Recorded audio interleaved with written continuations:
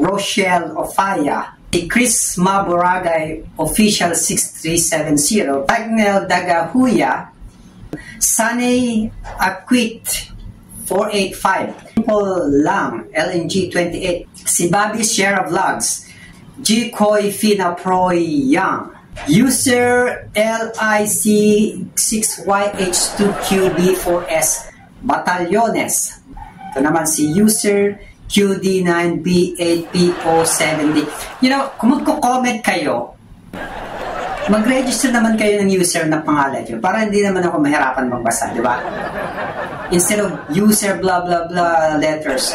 Anyway, ito naman si Sharon Mole 09382. At ito pa si Rodrigo Duterte, Rodrigo J.R. Colibao 2801, Ancient Truth 5298. Doon sa mga insults, by the way, judgmental statement, personal attacks, sagot ko sa mga yan troll somewhere else. I don't have time for you. Welcome back dito sa Viewpoint. Let's start dito sa bago nating segment na Nerd Answers.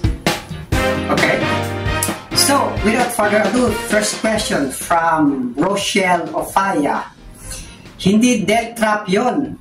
Masyado kasing nakikinig sa American demolition medias. Blah, blah, blah. Insults and judgmental statements.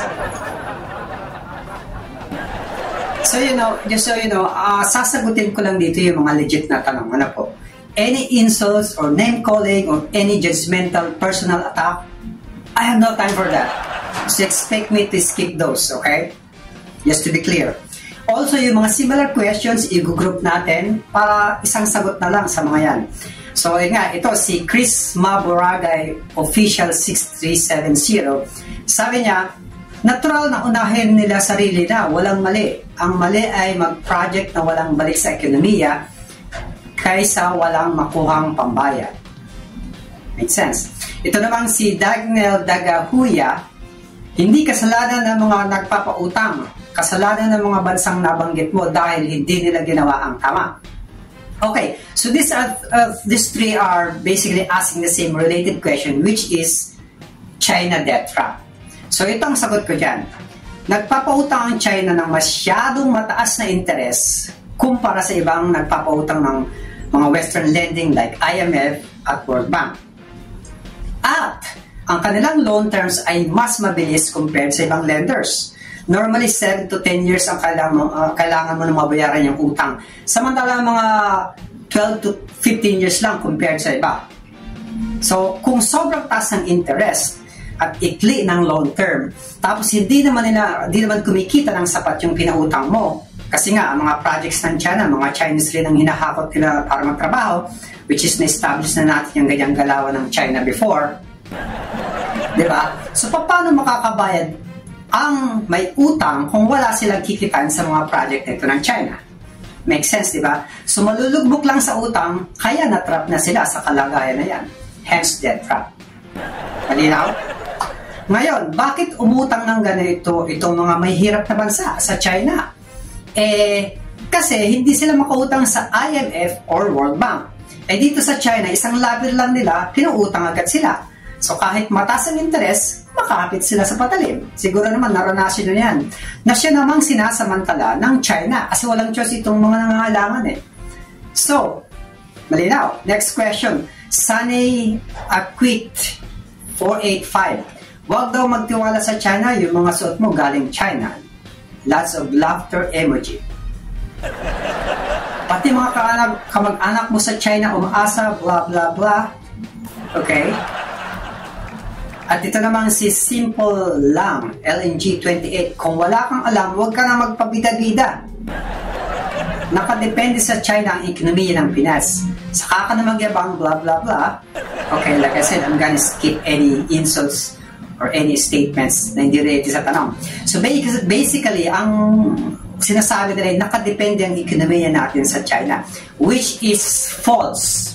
Hindi totoo na nakadepende ang ekonomiya natin sa China. Ang halos major investors natin is from the West, not from the East. Nangunguna na dyan ang Germany, Netherlands, Japan from the East, Singapore at US. Ang ini-export naman natin sa ibang bansa ay 23% lang sa China. So meron pa rin tayong 77% na ibang bansang tumatangkilik sa produkto natin. Ang mga products naman na ini-import natin from China is only 25% of the total import from the other countries. So we're not totally dependent from China. It's false. In a summary, more or less, mga 25% lang ang dependency natin sa China, which is manageable if we slowly decouple from China. Yung statement na yan na pag hindi tinangkilik ang made in China, halos lahat ng gamit mo sa bahay mauubos kasi puro China mga gamit mo. It is a false statement. Kasi nabayaran mo na yung mga yun Kumita na sa'yo ang China doon. Nagoyo ka na nila doon, di ba? So wala na tayong magagawa doon. Pero itatapon mo ba yun? Nabayaran mo na? Siyempre hindi. Siyempre gagamitin mo, di ba?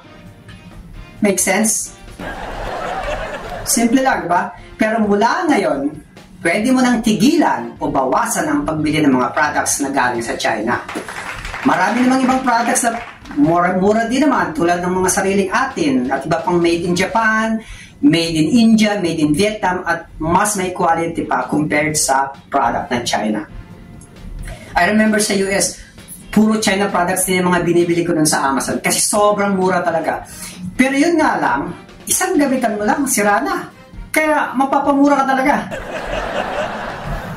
So, ba't di natin tagtilikin ang mga sariling produkto na gamit sa bahay natin? For example, mga palayok, di ba? Sa US nga, uso sa mga social na restaurant, mga kahoy ang mga plato at kutsara at palayok. So, hindi siya cheap. Mga electronics at accessories, made in Korea at Japan ang bilhin natin. May mga mura din naman at quality pa compared sa made in China. Anyway, hindi naman biglaan yan pero slowly, kung mayroong disiplina tayo, we can reduce our dependency on Chinese product. Diba? Simple. Next question. Si Bobby's share of vlogs. Try Google kung magkano utang ng US at China. Laughter emoji. Okay. Well, it's actually not a big deal for the US. Pwede na lang bayarin sa China ng biglaan kung gusto nila. Dahil US pa rin ang number 1 economy sa buong mundo. Diba? Pero syempre, wise din ng US. Ba't nila babayaran kung pwede naman nilang ibinbin yung pagkakautang nila? Since treasury bonds sa mga yon.